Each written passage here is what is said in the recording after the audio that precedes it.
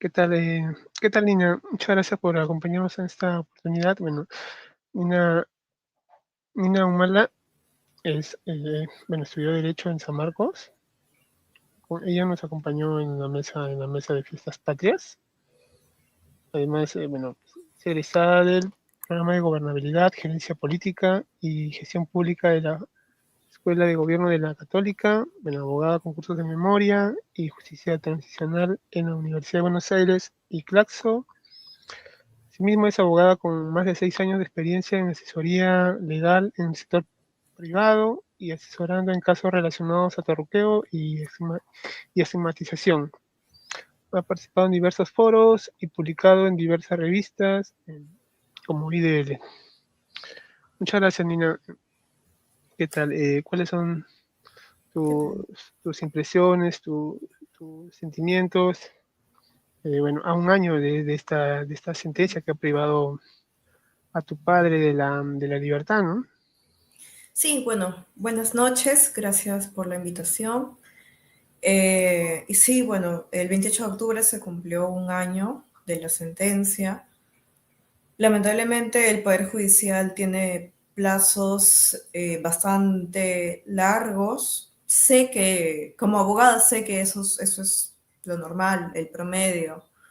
Sin embargo, no deja de ser altamente preocupante para mí, para mis hermanos, mi madre, ¿no? En general, mi tío Julio, que también es músico, ¿no? Integrante del dúo Arguedas. Eh, Toda la familia está muy preocupada por mi padre, pues es un adulto mayor. Y ciertamente que lo último que deseamos es que atraviese su vejez en una situación que no es dable para, creo que para ninguna persona, ¿no? Sobre todo al ser una sentencia injusta, al ser una sentencia que no se ajusta a los parámetros del derecho nacional o internacional. Sí, claro, compartimos eso, ¿no? Compartimos en que esa sentencia es injusta, ¿no? Básicamente es una especie de persecución política por pensar diferente, ¿no? Sabemos que no se trata, pues, de acciones violentas, nunca ha habido un delito de terrorismo y, bueno, no hay afiliación. ¿O cuál es la relación que encuentra el Poder Judicial entre el terrorismo y lo que se le imputa a Walter y a los demás? Entre actividad terrorista y a los imputados, no ninguna. Ninguna, y la propia sentencia lo reconoce. Eh, y también, y eso es lo grave, justamente por eso es que creo que tantas personalidades se han pronunciado, ¿no? Desde César Hildebrand hasta Nakazaki, hasta abogados tan reconocidos a nivel internacional como el doctor Zaffaroni, en fin, ¿no? Tantas personalidades importantes se vienen pronunciando justamente por la gravedad de la sentencia, que bueno, básicamente se origina a partir de este intento de inscripción política que tiene el Movadef en el año 2011, y específicamente a mi padre. Bueno, mi padre tuvo uh, una participación de corte electoral postulando al Parlamento andino, también en el año 2011, si no me estoy equivocando, en un frente llamado Juste. Entonces, por ahí, pero bueno, esa actividad fue una actividad pública, ¿no? Era una campaña política del año 2011, era público todo lo que se hizo en ese momento y nada era fuera de la norma, ni siquiera a nivel de planificación o de ideación. Sin embargo, bueno, la sala decidió que es válido sentenciar a personas como militantes o como personas pertenecientes al grupo de Sendero Luminoso al día de hoy, ¿no? Por acciones del año 2011, aunque esas acciones no configuren delito. Y eso es lo preocupante, eso es lo grave.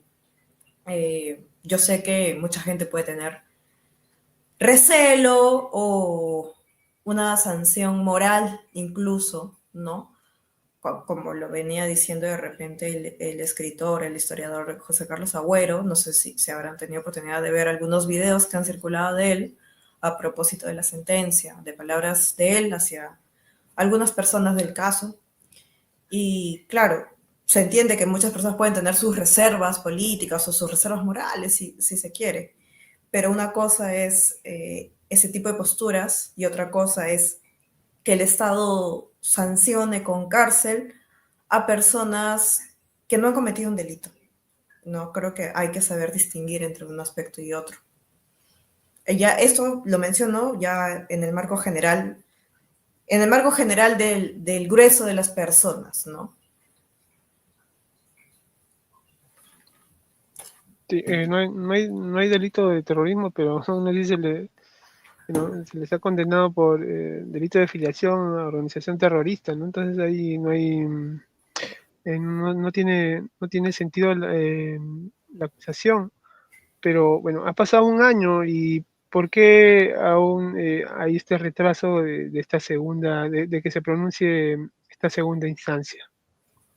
Sí, bueno, por más que estamos intentando que haya celeridad, teniendo en cuenta sobre todo la edad de mi padre y en realidad de la mayoría. La mayoría son personas de la tercera edad.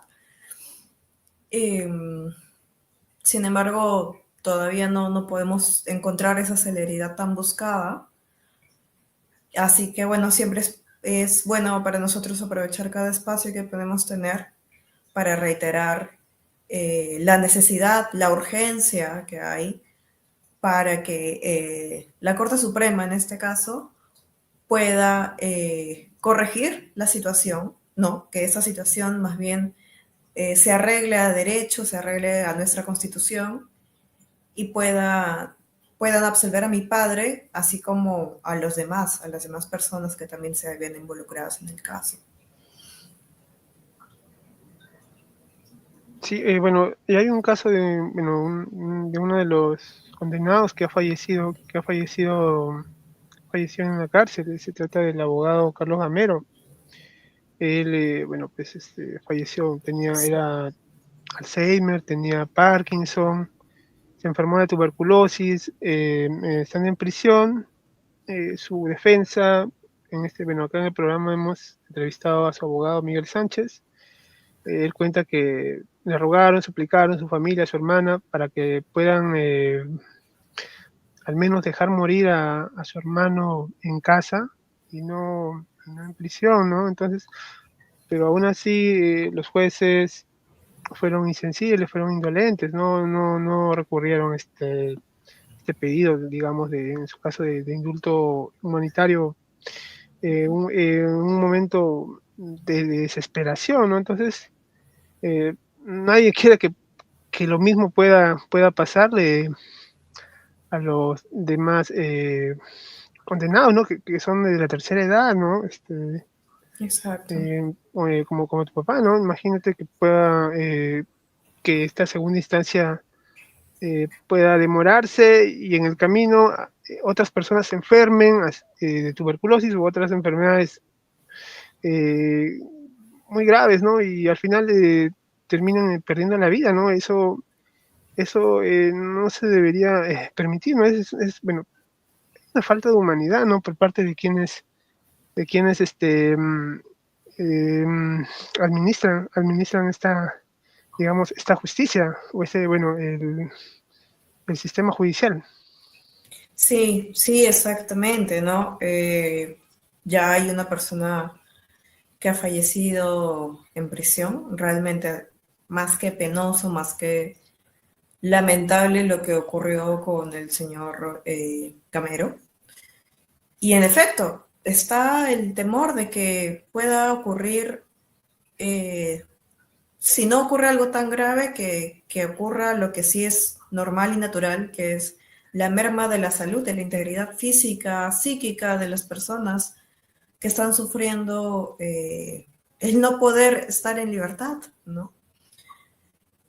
Y eso también hay que tener en cuenta, por eso es que muchos familiares se han pronunciado por el caso porque realmente nos surge a todos poder acceder a la justicia, ¿no? El real acceso a la justicia, al debido proceso y a los derechos fundamentales, más allá de las discrepancias que pueda haber. El Poder Judicial y el Estado están en la obligación de respetar los derechos humanos. Entonces, ante ello, es que esperamos una pronta respuesta por parte de la Corte Suprema y que se pueda tener en cuenta el factor de la edad, porque realmente se puede complicar las situaciones de tantas personas en este caso, ¿no? Sí, justo precisamente mi siguiente pregunta era sobre las condiciones, ¿no? En las que se encuentran, si tienen servicio digno de salud, la alimentación, etcétera. ¿Cómo va en ese sentido la reclusión? Sé que, bueno, la reclusión es complicada, y de por sí el tema por el delito que se les imputa, por el que han sido sentenciados, también complica todo. Por ejemplo, ¿no? Retomando el caso del doctor Gamero, entiendo que él, por su edad, por su condición de ser prácticamente una persona a punto de morir dentro de la prisión, solicitó una salida anticipada por humanidad y no se le permitió. Y me parece que de manera injustificada, ¿no? Ya que qué peligro, suponiendo, ¿no? Suponiendo, partiendo de este marco conceptual que tiene el juzgado para haber sentenciado, partiendo de eso, ¿qué peligro podría representar ya una persona de la tercera edad que solamente quería o necesitaba en ese momento partir del mundo al lado de los suyos? No hubiera representado ningún tipo de peligro, nada, ¿no? Realmente creo que eso ya da luces sobre cuál puede ser la situación de reclusión, ¿no? No es para nada sencillo. Y bueno, de manera general hay que tener en cuenta eso y sobre todo la importancia de conservar la integridad física y la integridad psíquica, moral de las personas, sobre todo en este caso que es abiertamente tan alejada del derecho, ¿no? En una sentencia de este tipo. Y como se suele decir, el terruqueo es un arma de control social, ¿no? Este caso es un caso de terruqueo institucional. Y claro, se puede decir que es sencillo, que se hace sencillo poder aplicar una sentencia de este tipo, absurdamente injusta, absurdamente alejada de toda norma, y que no sea fácil despertar la indignación de la sociedad, porque cuando uno dice sendero luminoso, ya uno prende sus alarmas, ¿no? Eso es lo que lo que se espera de cualquier persona o ciudadano promedio, ¿no? De la sociedad, en la sociedad peruana en general. Y uno no va a esperar cambiar la subjetividad de la gente, pero creo que ahí sí hay un aprovechamiento y una instrumentalización de ese fantasma del pasado para sostener un arma tan peligrosa como es el terruqueo, como es la persecución, para seguir, como se dijo, criminalizando las protestas y ahora también que se ha sentenciado en el caso de Bermejo. El razonamiento, o sea, se le ha sentenciado exactamente por el mismo delito, por pertenencia, ¿no? Entonces, y el razonamiento que ha tenido la sala, ahora que puede revisar la sentencia, es, si no es la misma, es muy, muy similar a la del caso Perseo, cosa que no se había dado antes, hasta antes del caso Perseo, no se había podido sentenciar a Bermejo. No creo que sea casualidad en lo absoluto, creo que más bien al haberse dado una sentencia en el caso Perseo, en el que ya se establecieron cuáles son los parámetros de cómo puede argumentar el Estado, ya creo que se han sentido como con carta libre de poder aplicar un razonamiento muy, muy, muy similar al caso de Bermejo, y no creo que termine allí. Probablemente esa persecución se va a seguir ampliando a otros sectores.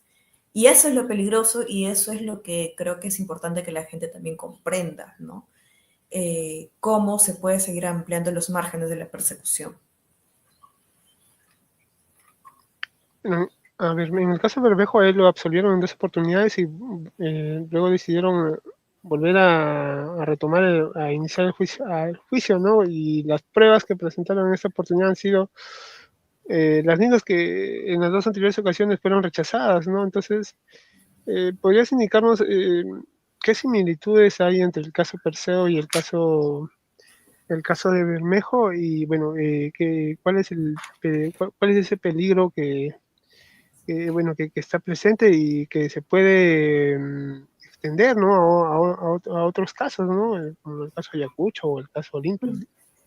En términos fácticos, en términos de hechos, no hay mayor similitud en el caso Bermejo y el caso Perseo, pues el caso Bermejo se le imputa vinculación a esta facción de los Quispe Palomino, ¿no? En el Braen, que, bueno, más que tener una actividad política, los especialistas ya lo han señalado. La actividad que sostienen ahí está mucho más vinculada al narco que a algo político.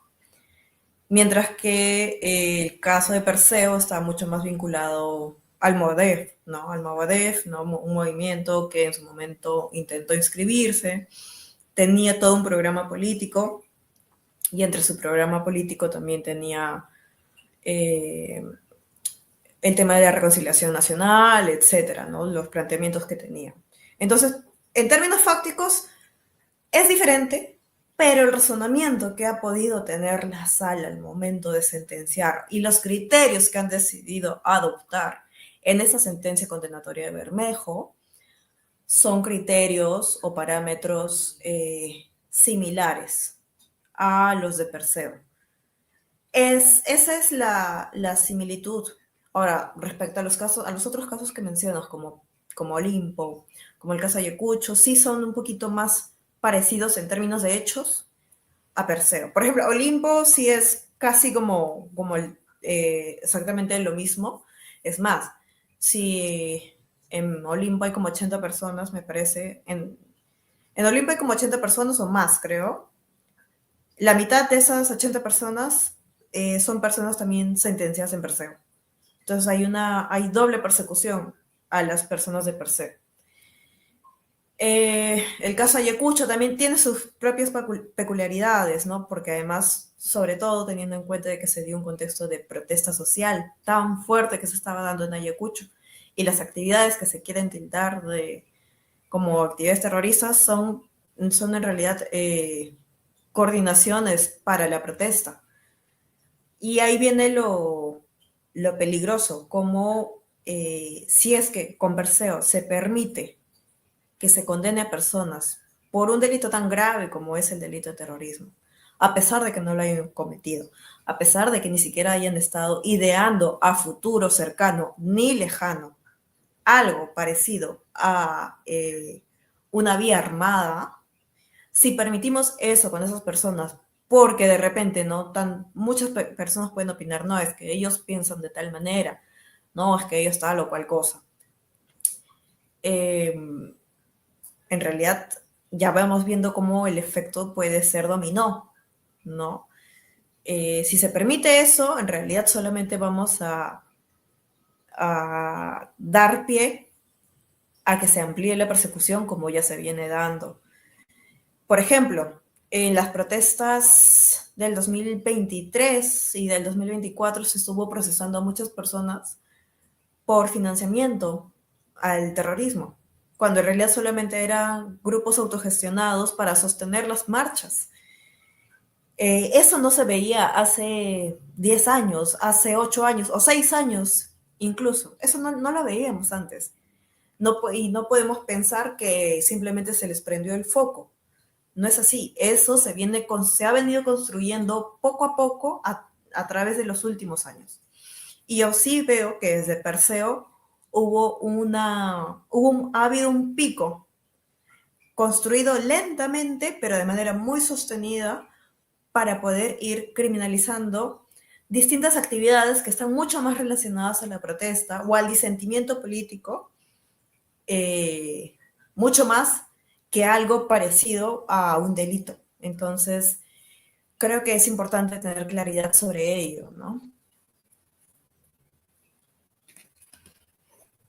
Sí, bueno, espero que no suene un poco pesimista mi pregunta.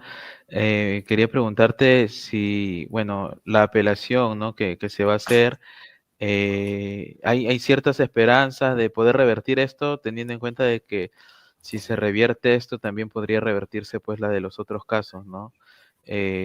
O simplemente depende del criterio del juez o cómo sería en ese caso. En realidad sí tenemos esperanza de que cuando ya al fin el Poder Judicial pueda revisar el recurso de nulidad presentado, sí tenemos esperanza de que se pueda absolver el caso de mi padre. En concreto, pues puedo ser específica sobre el caso de mi padre, pues es en lo que más me he podido concentrar. Eh, Sobre todo porque el presidente de la sala votó por su absolución. Hay un voto en discordia, no fue una condena por unanimidad. Y él, además siendo el presidente de la sala, quien desarrolló argumentos por la absolución, tenemos esperanza en que la Corte Suprema pueda recoger ese razonamiento tan bien sustentado, me parece también, por parte de este magistrado, ¿no? En ese sentido, sí, tenemos esperanza, ya que los criterios que establecían eran bastante razonables, ¿no? Hablaba de primero que había que acreditar, en primer lugar, había que acreditar que exista una organización terrorista, o sea, vigente en el momento de los hechos del 2011, ¿no? Que son los hechos que más o menos se mencionan. Acreditar que hay un vínculo estable y sostenido, ¿no? Y además que hay un vínculo de sujeción. Hay por lo menos 3 criterios que el magistrado propone que hay que tener en cuenta o hay que poder probar para llegar a condenar a las personas. Su voto era por la absolución de mi padre y de muchas personas más involucradas en el caso. Y bueno, en ese sentido sí tenemos esperanza, ¿no? Al nivel familiar creemos que es viable lograr la absolución de mi padre. Solamente lo único que sí queremos es celeridad. Celeridad, porque es un adulto mayor y realmente la familia, todos estamos muy preocupados por verlo lo más pronto posible, verlo bien, verlo retomando su carrera artística, su carrera musical. Él está siempre también pensando en eso, retomar la vida familiar y retomar la vida artística, que es lo que lo ha sostenido siempre. Bueno, esto ya lo hemos conversado antes, ¿no? Entonces, se les ha condenado por querer participar en elecciones, ¿no? Entonces, el querer participar en elecciones puede considerarse un auto terrorista, ¿no? Pero aún así lo han condenado. ¿Tú mantienes comunicación con tu papá? ¿Qué es lo que te dice con respecto al proceso? ¿Cuáles son sus expectativas? Y qué piensa, ¿no? Del ambiente, ¿no? Del momento en que en que estamos viviendo, ¿no? Bueno, pues eso. Bueno, es difícil hablar por él, ¿no? Porque no es lo acostumbrado. Pero muy generalmente, de manera muy genérica, como cualquier artista, hay preocupación por la situación general, ¿no? La crisis la crisis que atraviesa el país de seguridad, la crisis en general que hay.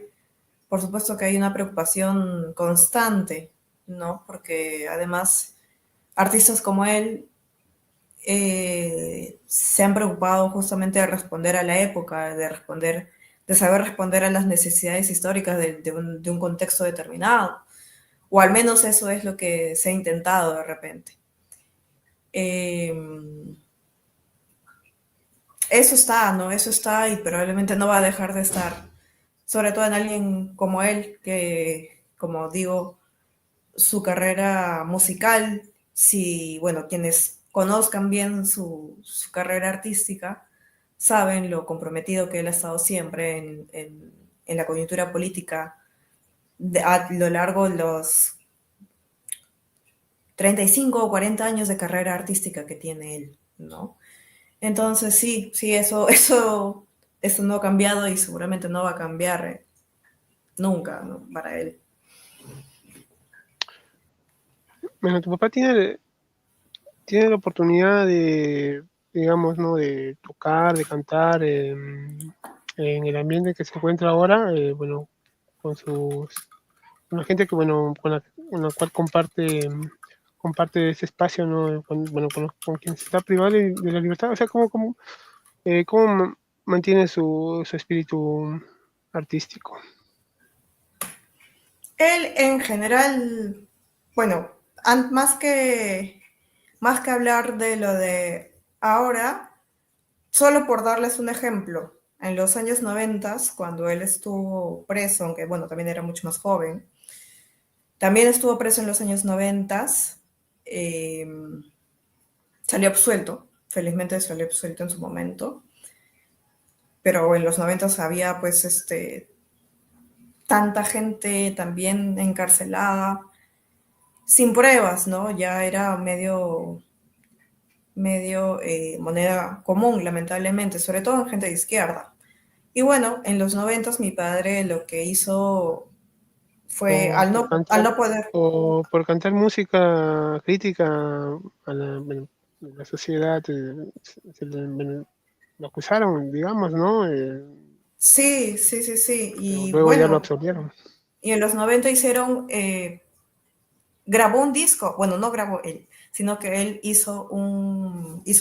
compuso canciones, escribió letras, y a través de otros artistas, que en su momento era el dúo Guaira junto a Pedro Arriola, artistas increíbles también de la música andina, mi papá grabó todas las canciones que él componía en la cárcel, las grabó en un disco, y fue un disco que se llamó Walter Humala en voces de Guaira. Entonces, sí, mi papá tiene un espíritu artístico incontenible. Felizmente es así. Y las muestras de solidaridad que estás recibiendo eh, por tu papá, ¿desde dónde llegan, Nina? Bueno, han sido muchos artistas, escritores también, ha sido también del extranjero, artistas del extranjero que se han solidarizado. Porque bueno, a quien no le sorprendo, a quien no le genera un impacto escuchar por un artista sentenciado, ¿no? Un artista adulto mayor sentenciado por un delito tan grave. Además, realmente cuando se lo comento de repente a otras personas, sobre todo cuando son personas del extranjero, no, realmente la gente no le cabe, no concibe que eso sea posible. En especial porque un artista tiene una vida pública, tiene en fin, ¿no? Sobre todo eso, que tiene una vida pública. Entonces, felizmente nos sentimos bastante agradecidos por todas las muestras de solidaridad, ¿no? Por ejemplo, Laura Arroyo, eh, José Carlos Agüero, incluso artistas de otros géneros musicales, como de la banda Morbo. El bajista Renzo Llanos también se pudo solidarizar, ¿no? Y eso me parece muy importante de destacar, pues denota que el trabajo de mi papá, o del dúo Arguedas también, del dúo José María Arguedas junto a mi tío Julio, trasciende la época, ¿no? Trasciende el género musical, trasciende las diferencias generacionales que puede haber, y me parece importante esa red de apoyo solidario que puede haber entre artistas, más allá de que se discrepe o no se discrepe, ante todo está la solidaridad, ¿no?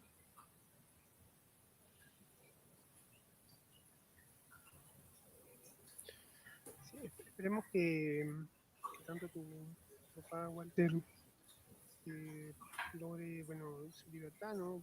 Y que esta segunda instancia no se prolongue más, ¿no? Y al final sean absueltos quienes han sido condenados, ¿no? La esperanza no se pierde, pese al momento adverso que estamos viviendo. Sí, así es, y bueno, también sé que en la coyuntura más reciente ha habido mucho movimiento, ¿no? Desde las protestas que vienen habiendo, desde algo tan nefasto que ha ocurrido como es el asesinato de ese otro músico, ¿no? De Truco, que realmente es realmente desolador que se sigan cometiendo asesinatos en protestas y que nuevamente se intente instrumentalizar el terruqueo que, bueno, felizmente ha perdido potencia, ¿no? Es un instrumento, creo que es un dispositivo que muy de a poquitos viene perdiendo potencia, sin embargo, se sigue intentando utilizar. También desde acá mi solidaridad para la familia de Truco y, y bueno, que en medio de todo este caos, en medio de todas tantas movilizaciones que se tienen que seguir gestando, en medio de fallecidos, asesinados también que siguen habiendo en las protestas, que la gente tenga un momento para acordarse y preocuparse de la situación de mi papá, creo que es sumamente valioso también, ¿no? Por él, por el caso en general, las personas involucradas, eh, y todo el sentido de humanidad que todavía nos queda como sociedad, ¿no? Creo que eso es importante y eso me gustaría destacarlo también bastante.